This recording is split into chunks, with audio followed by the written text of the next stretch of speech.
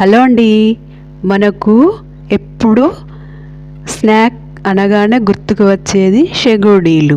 ఎంతో ఈజీగా మన ఇంట్లో ఎప్పుడు ఉండే పిండితో ఈరోజు నేను తయారు చేస్తున్నాను.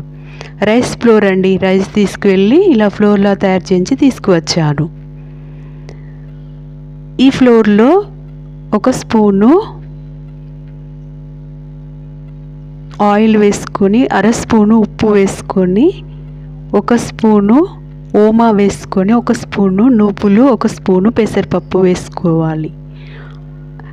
అర స్పూను వంట సోడా వేసి కొన్ని నీళ్ళు వేసి ఇలా ముద్దలాగా కలిపి ఒక 30 మినిట్స్ పక్కకుండనివ్వాలి. ఇలా షెగోడీలాగా తయారు చేసుకోవాలి.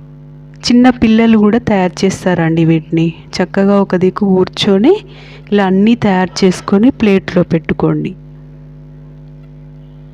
ఇలా చేయితో చేసుకోవచ్చు, లేదా మనం మడుగుల మిషన్ ఉంటుంది కదా, వాటితో కూడా తయారు చేసుకోవచ్చు.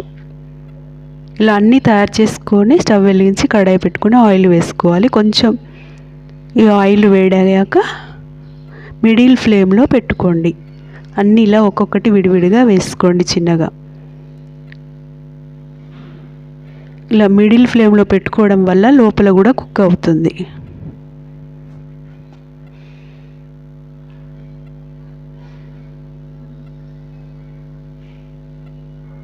ఇలా లోపల బయట కుక్ అయ్యేంత వరకు ఇలా అప్పుడప్పుడు కలుపుతూ కుక్ చేసుకోవాలి.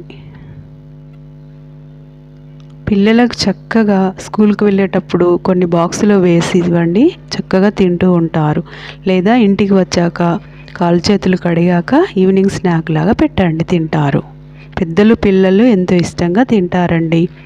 ఇవి ఇలా తయారు చేసుకొని పెట్టుకుంటే గాజు సీసాలో వేసుకొని పెట్టుకోండి. నెల రోజుల వరకు ఇవి ఖరాబ్ కాకుండా ఉంటాయి. మన బియ్యం పిండితో తయారు చేస్తాం కదండి, మైదా పిండితో తయారు చేయకండి, ఆరోగ్యానికి హానికరంగా ఉంటుంది. ఇలా బియ్యం పిండితో కానీ లేదా శనగపిండితో కూడా తయారు చేసుకోవచ్చండి. చూడండి ఎంత బాగా వచ్చాయో. ఇలా గుల్లగా తయారు చేసి కొంచెం చల్లారాక ఒక గాజు పాత్ర శుభ్రంగా కడిగి తుడిచి ఎండబెట్టి అందులో ఇలా స్టోర్ చేసుకోండి. చక్కగా నెల రోజులు నిల్వ ఉంటాయండి. ఇలా అప్పుడప్పుడు తయారు చేసుకొని తినండి.